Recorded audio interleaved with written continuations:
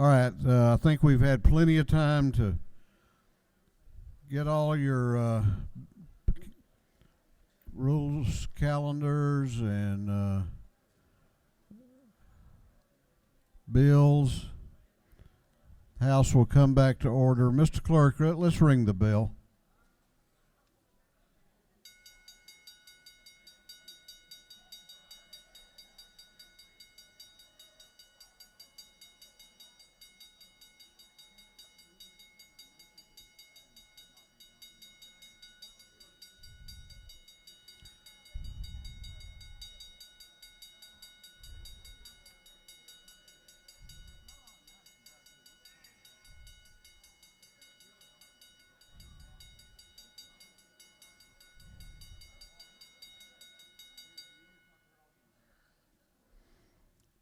House will come back to order.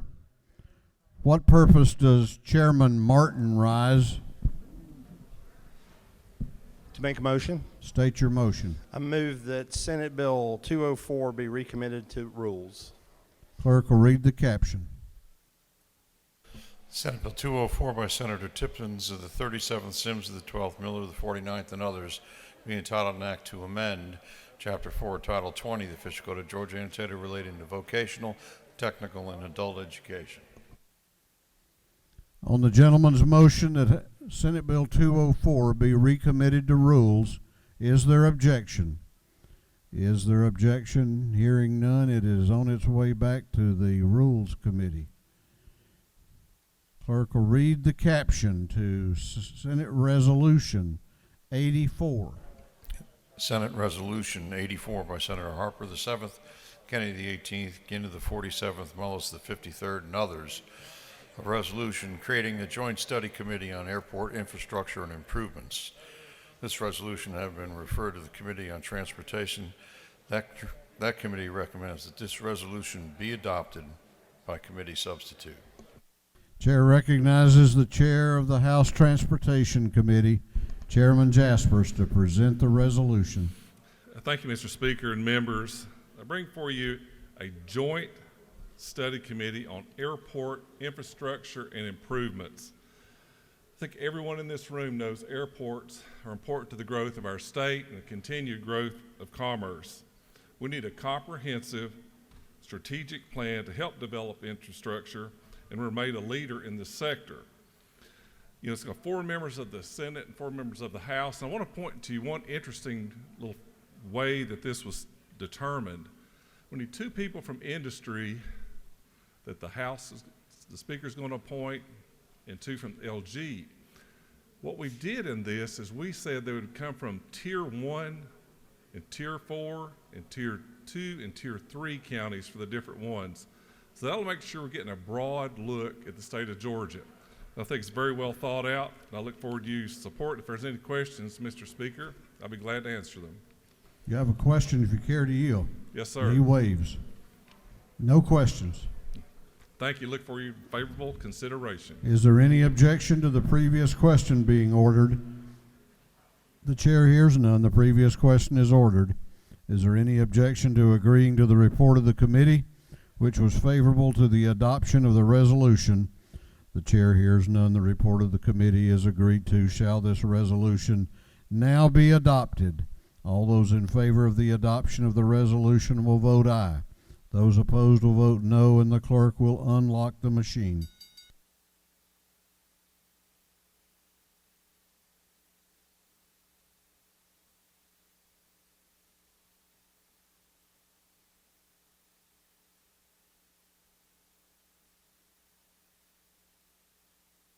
Have all members voted? Have all members voted?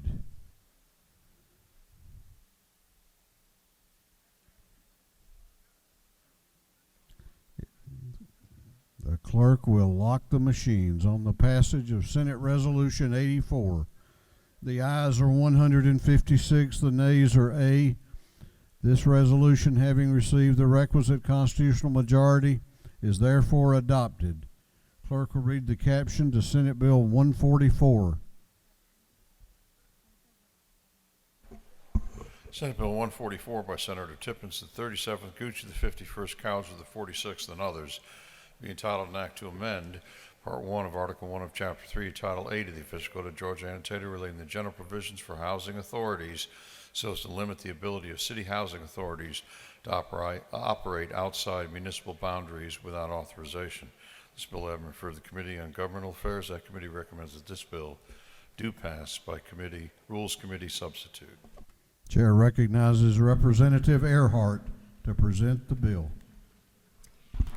Thank you, Mr. Speaker. Ladies and gentlemen, I bring for your consideration Senate Bill 144. Senate Bill 144 changes the definition of the area of operation for a housing authority of a city.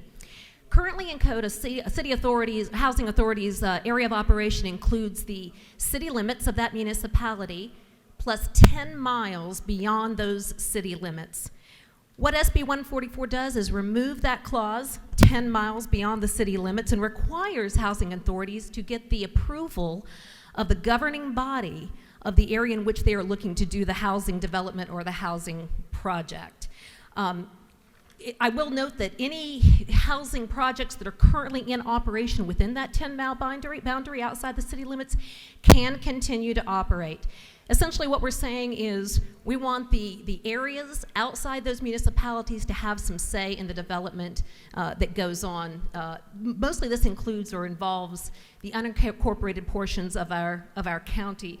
We had a situation in Cobb County where the Marietta Housing Authority went outside the city limits, built a development that was not compliant with zoning, and did so without the consent of the county commission. So anyway, this is just kind of cleaning that up, making sure that there is some accountability here, and that the communities that are affected by these developments at least have some say-so in what is being developed there. Mr. Speaker, I'll yield for any questions.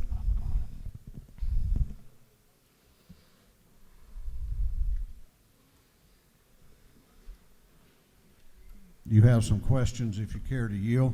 I will.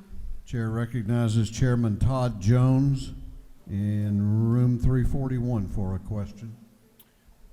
Does the lady yield? I do. Just for clarification, can the city remain in an unincorporated part of a county without the county's approval? Can the city remain? Or can the housing authority remain? I apologize. Can the housing authority remain in the unincorporated part of a county without the county's approval?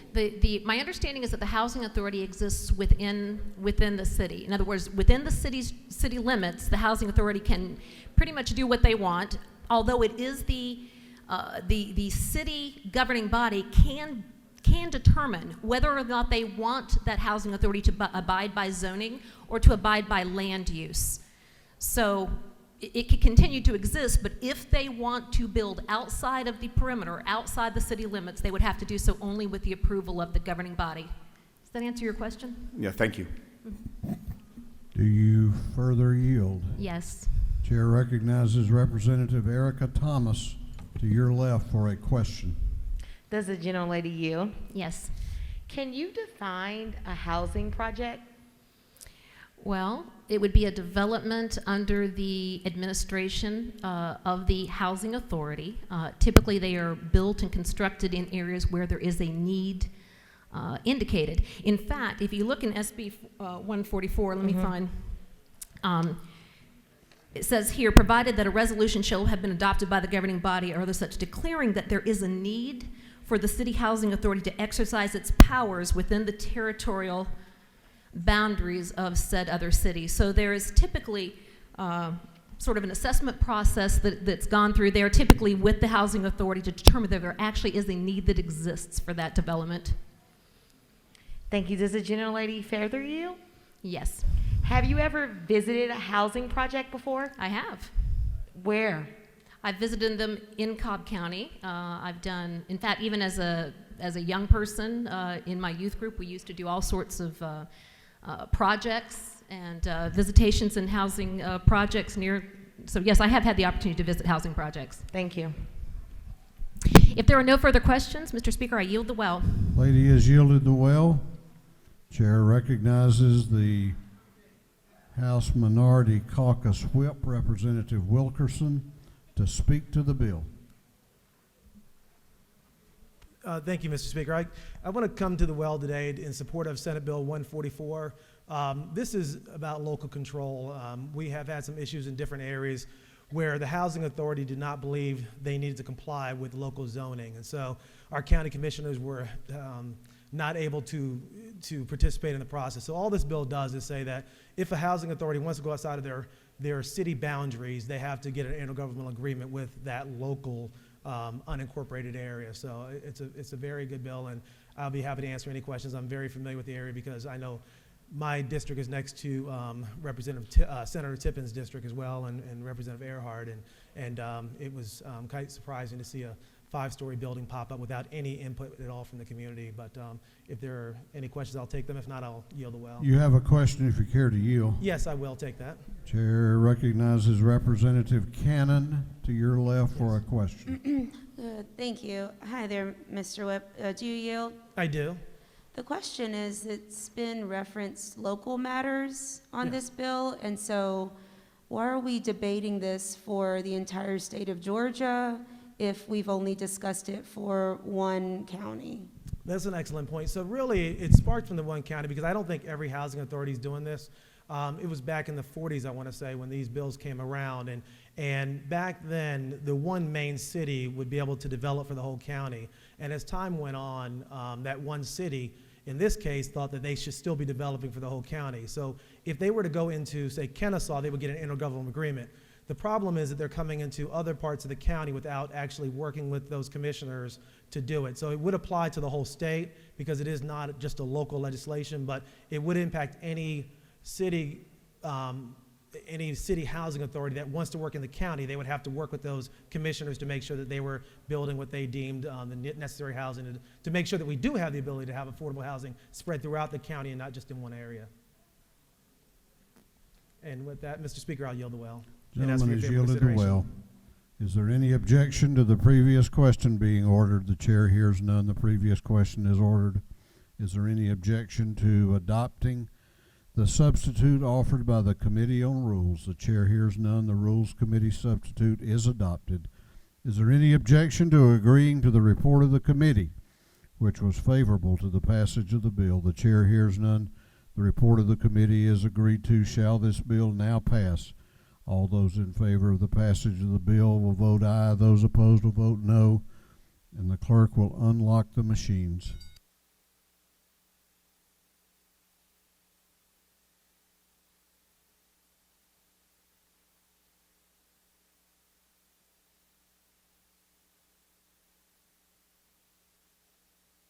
Have all members voted?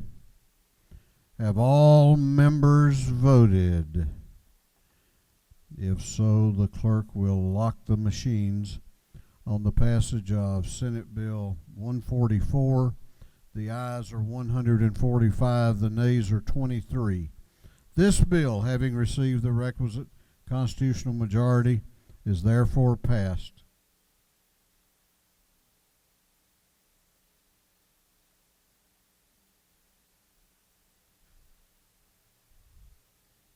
Clerk will read the caption to Senate Bill 95. Senate Bill 95 by Senator Ginn of the 47th, Beach of the 21st, Albers of the 56th, Anna Duarte of the 31st, and others, being entitled an act to amend Title 50 of the Official Code of Georgia annotated relating to state government so as to provide conditions for meetings and public hearings to be held by teleconference in emergency conditions. This bill having referred to the Committee on Government Affairs, that committee recommends that this bill do pass by committee rules substitute.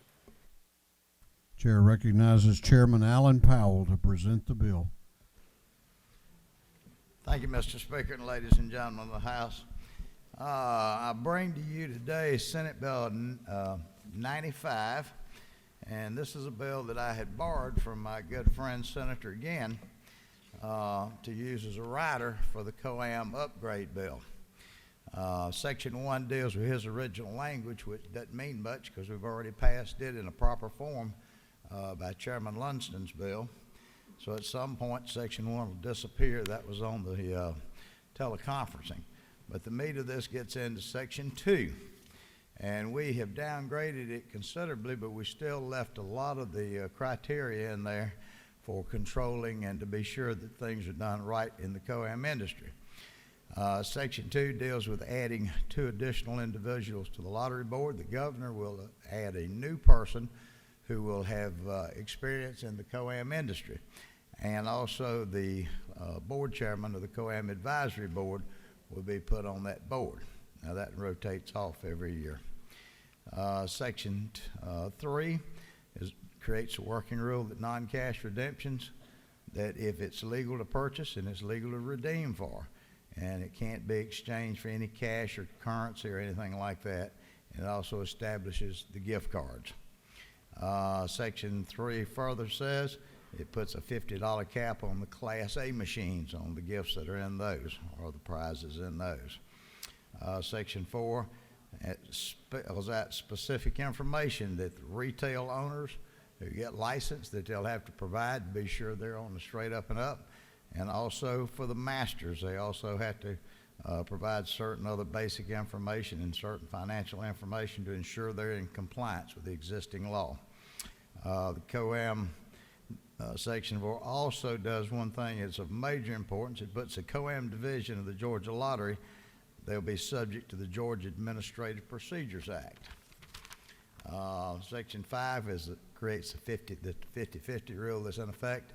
That will be done on a quarterly basis instead of a monthly basis, and also does a carve out for the charitable organizations from the 50-50 rule, that they've got to have been a 501c3 for at least 10 years, and this would be a charitable group such as the American Legion, VFW, or some of those type of organizations.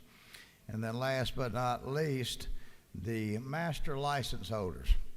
As I had told y'all when I brought this bill before, one of the things that we've been picking at for years is to put these gift cards into effect, because that's the one thing that takes any input or any rationale for folks who might be willing to trade out winnings from these game machines for cash. If we go to the gift cards, that takes care of that. So in replacement for doing the gift cards, the COAM master license holders have agreed to pay an extra 1% of their proceeds to the lottery. So that means that starting in July of 22, when the gift cards get fully implemented, where they're paying 5% now and the retailer pays 5%, then the master license holder, they'll pay 6% to the Georgia Lottery. I hope y'all remember the numbers that I'd given last time, was that this raises a tremendous amount of money, and it's the fastest growing revenue source for the lottery at this time. Mr. Speaker, I'd be glad to answer any questions, and I would appreciate your favorable consideration.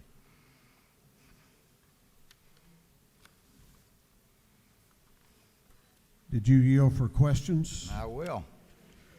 Okay, you've got some. Chair recognizes Chairman Houston. To your right for a question. Yes, sir. I'm trying to see where in here it said you named 2 members to the lottery board, or did I misunderstand you? You did misunderstand. If you'll look on page 3, if you look on line 49 through 51. 49 to 51. I was just Line scanning over. 49 to 51. The governor needs, right now you have a chairperson of the COAM advisory board at the lottery. It would elevate that chairperson up to the board, but the governor gets to nominate or gets to add 1 more member to the lottery commission. What, could I ask one more question? What percentage of the, is it the percentage of the gross profits that go to the lottery, or how is that determined? You know, back over the history of this industry, and because of various troubles and as it progressed, all these machines are hooked up to the lottery commission through the terminals, so that any money that goes in that the lottery commission gets 10% right now, 5% from the retailer, 5% from the master holder, soon to be 6%, not including an additional 7% taxes. But that's 5%. I mean, 5% of what? Of the gross national product? I mean, the profits? Of the clear, what they clear on these machines, yes. Not, what about the payout?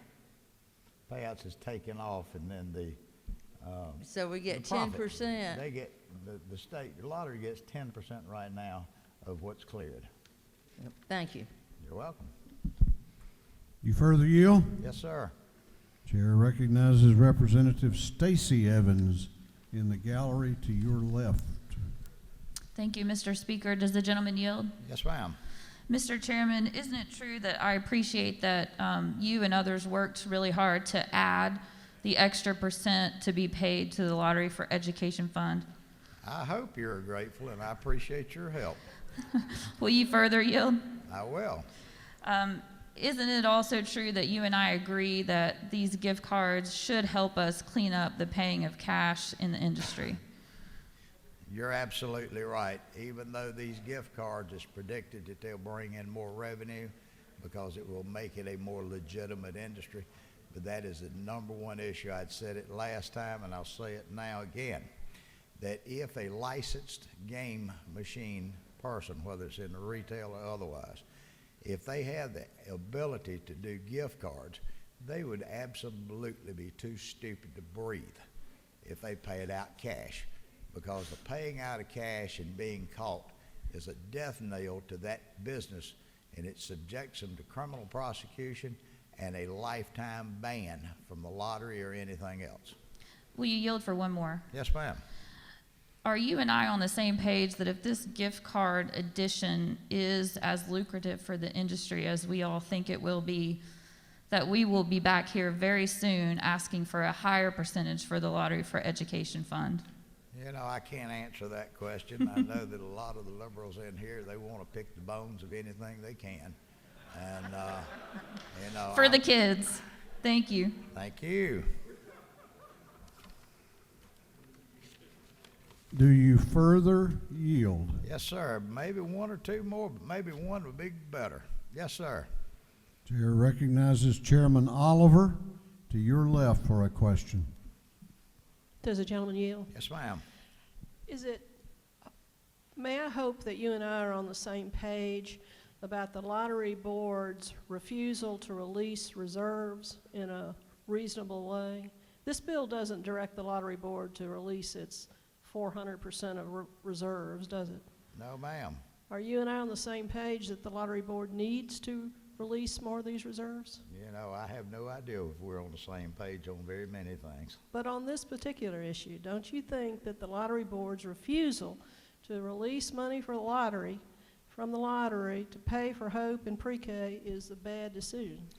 I can look through this bill, but I don't believe that's in this bill. Mr. Speaker, I would certainly appreciate the favorable consideration for the members of this House, and let's move this along so that we can raise more money for the lottery and create a more secured environment around the people doing business. Thank you. Is there any objection to the previous question being ordered? The chair hears none. The previous question is ordered. Is there any objection to withdrawing the committee substitute? The chair hears none. The committee substitute is withdrawn. Is there any objection to adopting the substitute offered by the Committee on Rules? The chair hears none. The Rules Committee substitute is adopted. Is there any objection to agreeing to the report of the committee, which was favorable to the passage of the bill? The chair hears none. The report of the committee is agreed to. Shall this bill now pass? All those in favor of the passage of the bill will vote aye. Those opposed will vote no, and the clerk will unlock the machines.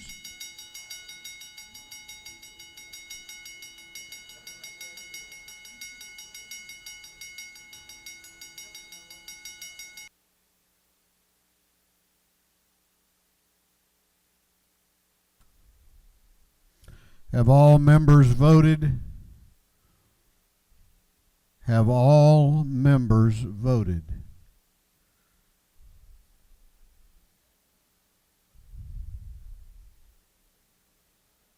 Have all members voted?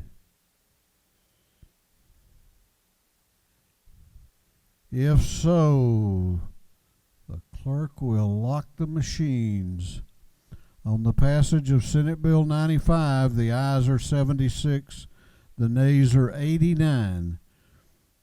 This bill having failed to receive the requisite constitutional majority is therefore lost. What purpose does Chairman Powell rise? Mr. Speaker, I move that this House reconsider the actions on this bill. Chairman Powell has moved that this House reconsider its failure to give a requisite constitutional majority to Senate Bill 95. All of those in favor of reconsideration will vote aye. Those opposed will vote no, and the clerk will unlock the machines.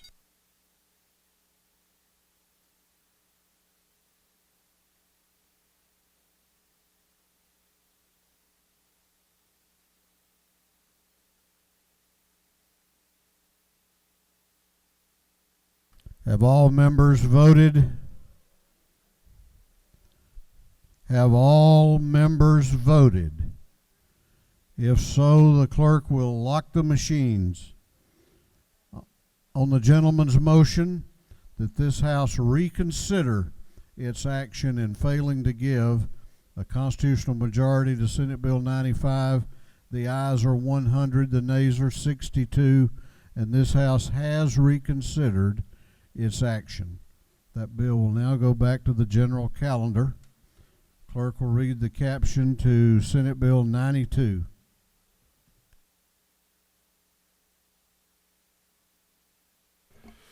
Senate Bill 92 by Senator Robertson of the 29th, Anderson of the 24th, Albers of the 56th, Mullis of the 53rd, and Payne of the 54th. Be titled Act to Amend Part 1 of Article 2 of Chapter 13 to Title 16 the Official Code of Georgia annotated relating schedules, offenses, and penalties regarding the regulation of controlled substances. This bill having referred to the Committee on Judiciary and Non-Civil, that committee recommends that this bill do pass by committee substitute.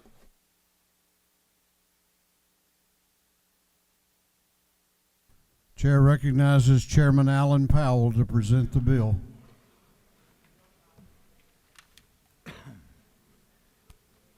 Thank you, Mr. Speaker, and let me hope I'm a little bit better explaining this bill. Senate Bill 92, we had dealt with this issue earlier in the session. This was doing the licensing for the PAs and the APRNs to administer Schedule II drugs. Went to the Senate, and this is the product that came back in this form. They do approve it. It was found that one of the Schedule II drugs, the milder version, did it for 3 days so that they can do a prescription for 3 days. Still allows it, still mandates that this has to be reported to the doctor working under that protocol, either upon immediately or within no later than 72 hours. Also continues to allow them to issue the placards for handicapped vehicles. And that, Mr. Speaker, is what it does. It was just trimmed down considerably from 5 to 3 days, and only one of the Schedule II drugs. I believe it was the Oxy. I don't know the difference in them, but one of the Do you yield for questions? oxycodone. Yes, sir. Chair recognizes Representative Walensky in room 341 for a question. Thank you. Does the chairman yield? Yes, sir.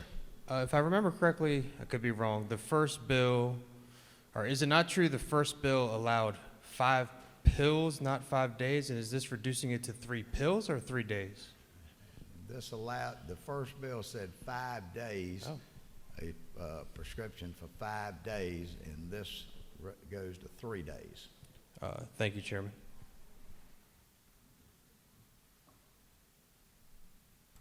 Do you further yield? Yes, sir.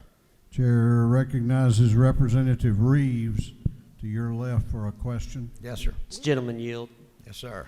Isn't it true, Chairman Powell, that this body overwhelmingly passed this measure a few weeks ago, and that this bill continues to be something that is going to be an enormous help for rural health care in Georgia? You're absolutely right, given that 46 states in this nation allow prescriptive rights to PAs and APRNs, and that's a far cry from what we do. Mr. Speaker, I would certainly appreciate the favorable consideration of the members, and I'll ask for their vote and step aside. Is there any objection to the previous question being ordered? The chair hears none. The previous question is ordered. Is there any objection to adopting the committee substitute? The chair hears none. The committee substitute is adopted. Is there any objection to agreeing to the report of the committee, which was favorable to the passage of the bill? The chair hears none. The report of the committee is agreed to. Shall this bill now pass? All those in favor of the passage of the bill will vote aye. Those opposed will vote no, and the clerk will unlock the machines.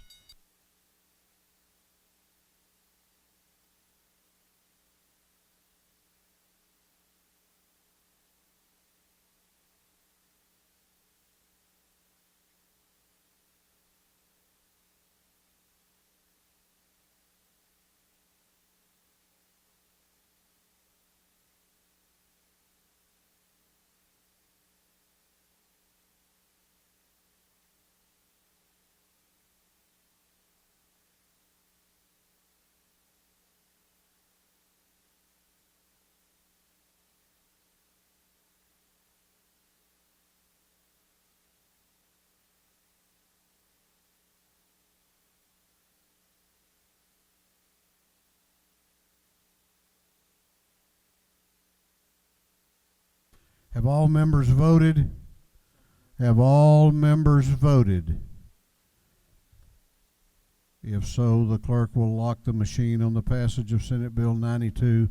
The ayes are 162, the nays are 4.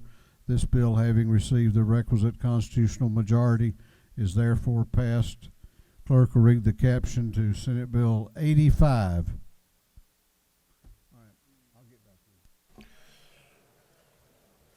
Senate Bill 85 by Senator Alvarez, the 56th, Strickland of the 17th, Miller of the 49th, Kennedy the 18th, Huffstetler of the 52nd, and others, to be titled an act to amend Code Section 16.561 of the Official Code of Georgia, annotated relating to hazing, so as to provide for an expanded definition of hazing. This bill having referred to the Committee on Judiciary and Non-Civil, that committee recommends that this bill do pass by committee substitute. Chair recognizes Chairman Mandy Ballinger to present the bill. Thank you, Mr. Speaker. This is the Max Groover Act. Max Groover was a young man who graduated from a Catholic high school, Blessed Trinity, in Roswell, Georgia.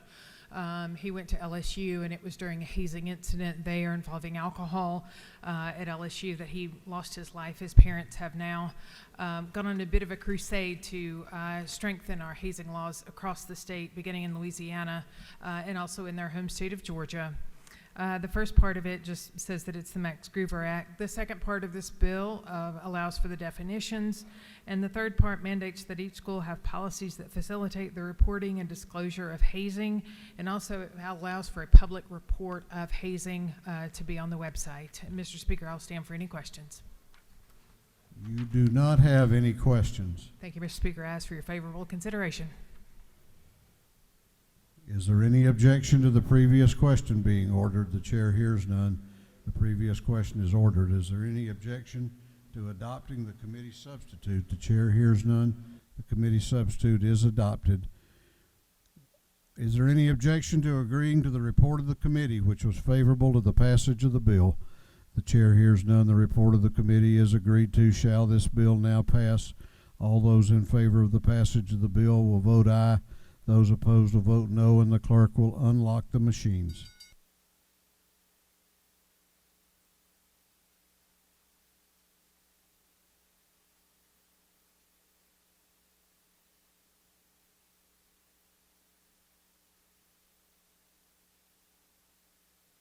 Have all members voted?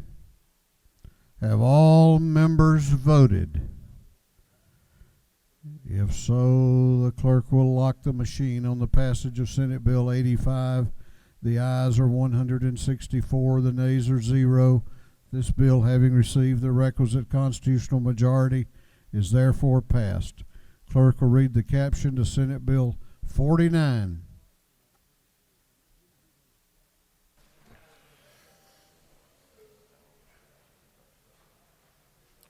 Senate Bill 49 by Senator Dixon, the 45th, Miller of the 49th, Anderson, the 24th, Gooch, the 51st, Dugan of the 30th, and others, being entitled an act to amend Chapter 2, Title 80 of the Official Code of Georgia, annotated relating to standards and requirements for construction, alteration, of buildings and other structures so as to provide procedures for alternative plan review, permitting, and inspection.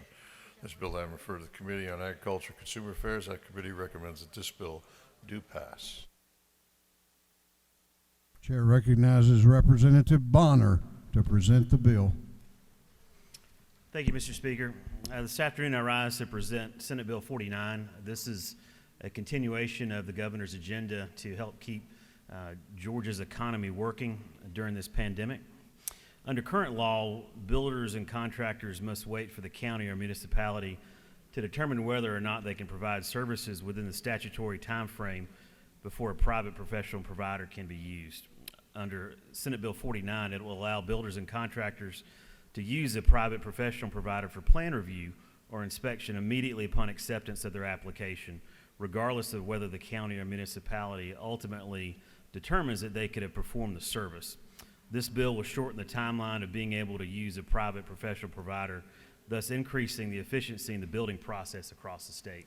This is currently what we have in place. A builder goes to that municipality, submits their application. That municipality has 5 days to review that application and to let that contractor know whether or not they can provide that plan review. This simply allows those contractors to immediately put that municipality on notice that they'll be using a third-party provider for that plan review, and they'll still be required to pay that municipality half of that fee. It does not preclude at all those municipalities from being involved throughout the inspection process, but this will simply allow for those contractors and builders to move through that process that much faster. With that, Mr. Speaker, that's the bill. I'll stand for any questions.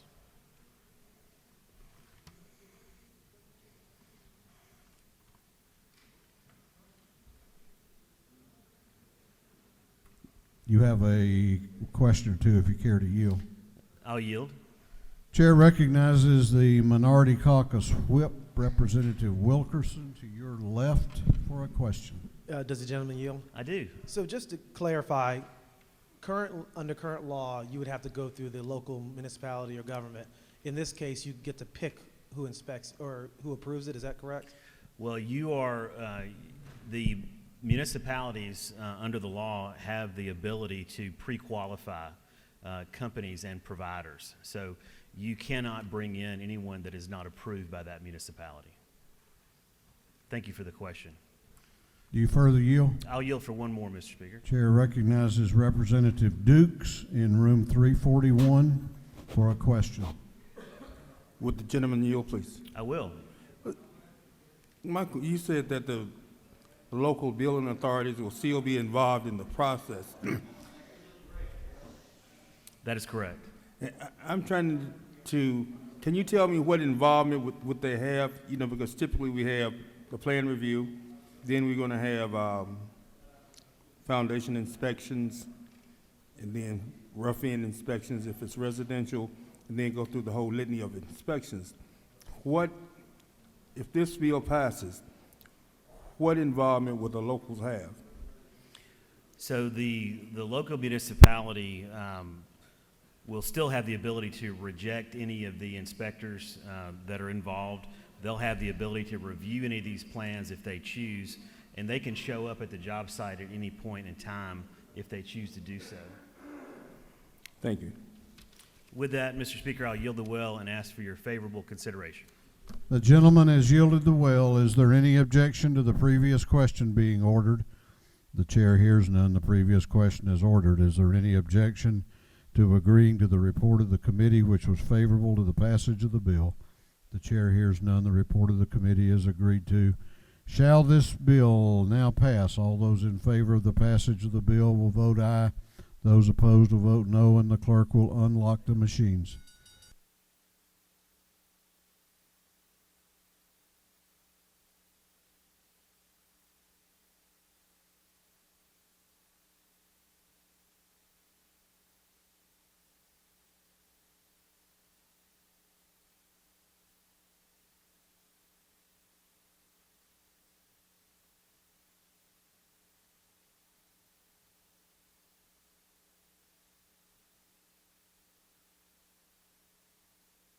Have all members voted? What purpose does Chairman Setzler rise? Pursuant to Rule 133, I'd like to be recused from this vote, Mr. Speaker. Gentleman has that right, and the journal will so reflect. Have all members voted? The clerk will lock the machine on the passage of Senate Bill 49. The ayes are 148, the nays are 15. This bill, having received the requisite constitutional majority, is therefore passed. Clerk will read the caption to Senate Resolution 102.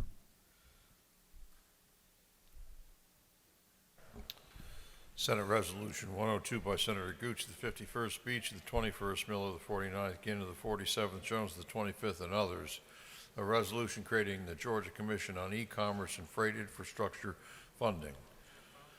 This resolution has been referred to the Committee on Transportation. That committee recommends that this resolution be adopted by committee substitute. Chair recognizes Chairman Jaspers to present the resolution. Thank you, Mr. Speaker and members. I bring before you the Georgia Commission on E-Commerce and Freight Infrastructure Funding. This is continuing work on this very important industry in our state. You and I depend on a thriving, productive freight and logistics industry.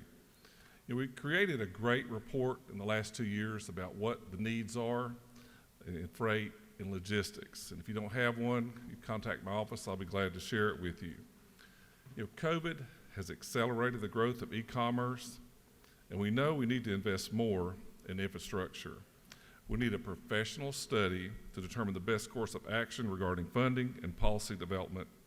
This is a joint House-Senate study committee with 4 members from the House and Senate each, and 2 members each from industry, which the folks that really know what's going on.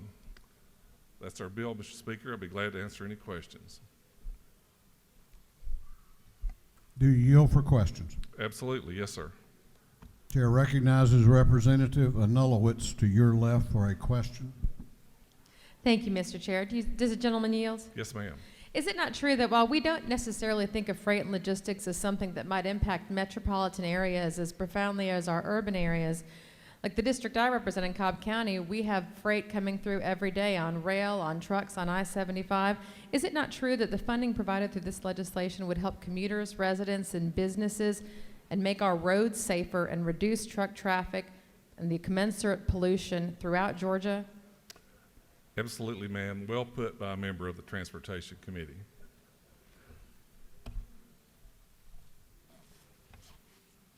Do you further yield? Yes, sir. Chair recognizes Representative Holly up in the gallery to your right for a question. Thank you, Mr. Speaker. Do you yield, sir? Yes, sir.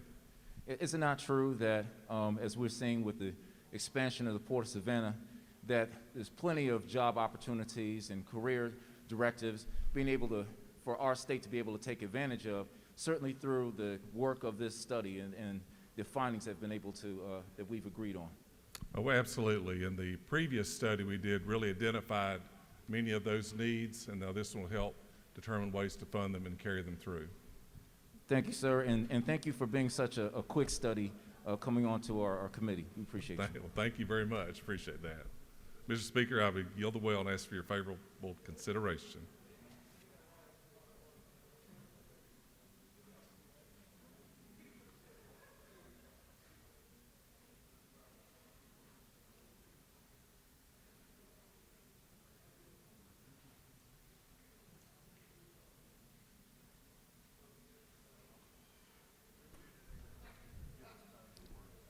Is there any objection to the previous question being ordered? The chair hears none. The previous question is ordered. Is there any objection to adopting the committee substitute? The chair hears none. The committee substitute is adopted. Is there any objection to agreeing to the report of the committee, which was favorable to the passage of the bill or the resolution? The chair hears none. The report of the committee is agreed to. Shall this resolution now be adopted? All those in favor of the adoption of the resolution will vote aye. Those opposed will vote no, and the clerk will unlock the machines.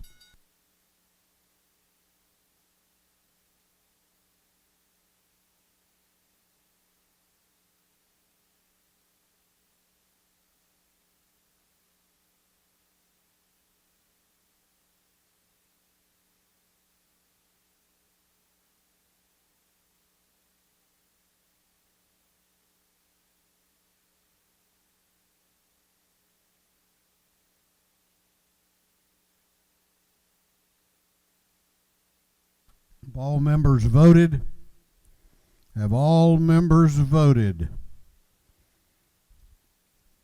If so, the clerk will lock the machines. On the adoption of Senate Resolution 102, the ayes are 168, the nays are 0. This resolution, having received the requisite constitutional majority, is therefore adopted. What purpose? Chair recognizes the chairman of the House Rules Committee for an announcement.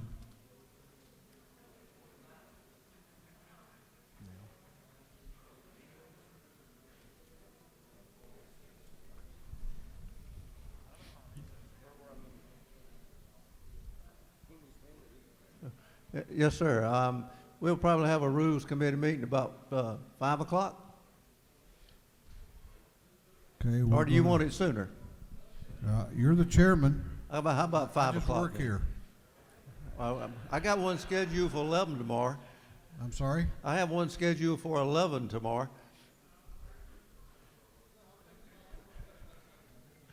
We'll do it at 5. Rules Committee will be meeting at 5 o'clock in room 341. We will be in recess in the House until 5:15.